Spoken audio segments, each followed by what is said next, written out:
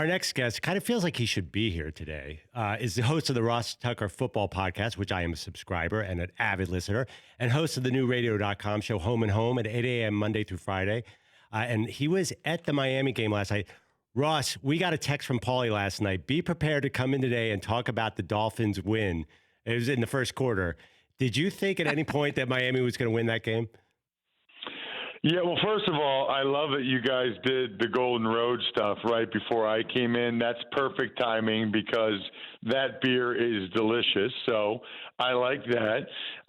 Secondly, yeah, I thought they had a pretty good chance when it was 14-0 and Mason Rudolph was looking like garbage. Yeah, I thought they had a really good chance. I mean, even when it was 14-3 and they're at midfield with a minute and 45 left in the first half, I thought, man, they might get another field goal here.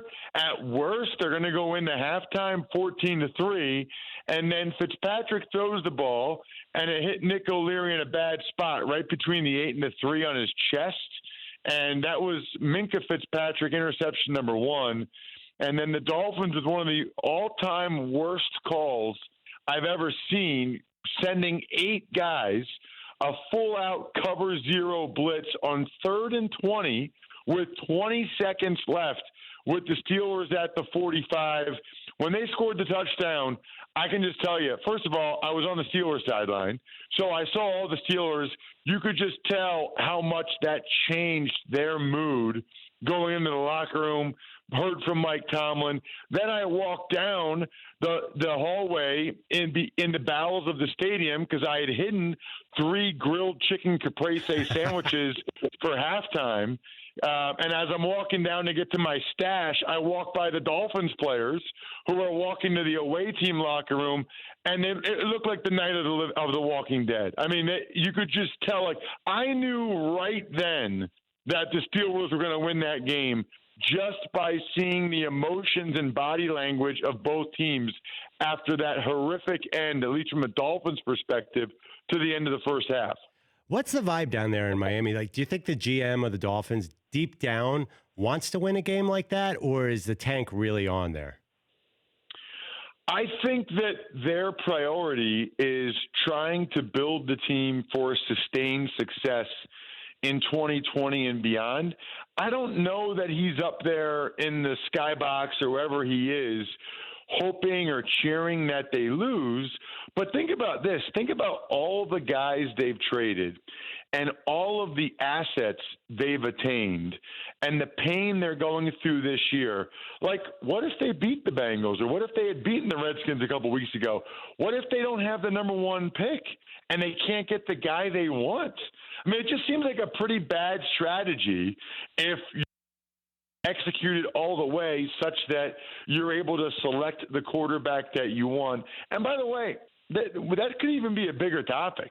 I mean, they're all in, presumably, for Tua Tagovailoa.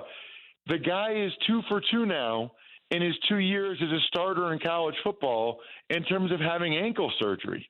I mean, you're going all in for a guy who, number one, who knows he might not be good. There's about a 50-50 chance that these guys are good. But number two, McLovin, is the fact that he hasn't been able to stay healthy in either one of his 2 college seasons.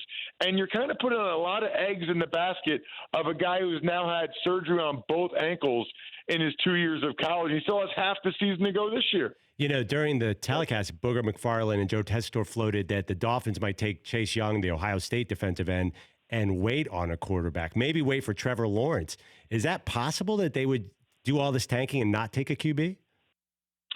It is possible. I think perhaps that also gives them an out if they do win a game, that, they take a different player other than a quarterback, just in case. I think it probably makes sense to float that as a possibility. It's interesting, though, McLovin, because I know you're a Sixers fan. I'm a Sixers fan, right? Right.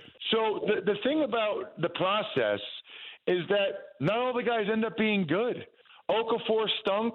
Noel wasn't very good. Markelle Fultz was a disaster. Now they hit on Simmons and they hit on Embiid, but like an NFL team's not going to do that. First of all, quarterback's the only position that has that much of an impact like an NBA star does. Secondly, though, they're not going to do this for 5 years.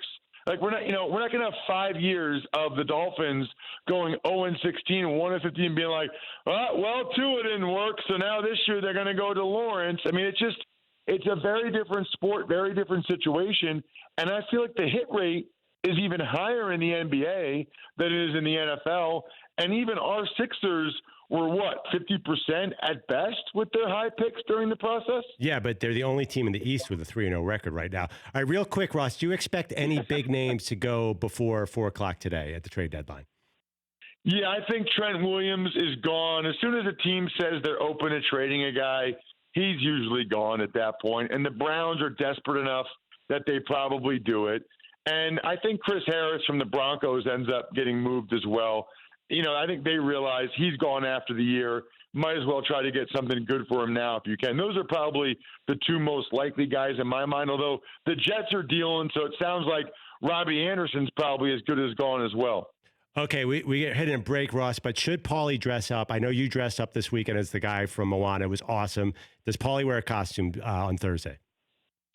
Yeah, well, I mean, is he trying to survive in life or is he trying to thrive? We'll learn a lot about Paulie and the type of human being he is by whether or not he is dressed up in a costume on Thursday. That's motivational. You only live once, Paulie. You only live once. I don't need foliage reports. I need costumes. Spicy mustard for life. I'm with you. Thanks, Ross. For more Dan Patrick Show, tune into Audience Channel 239 on DirecTV. Stream for free on BR Live or download the Dan Patrick Show app.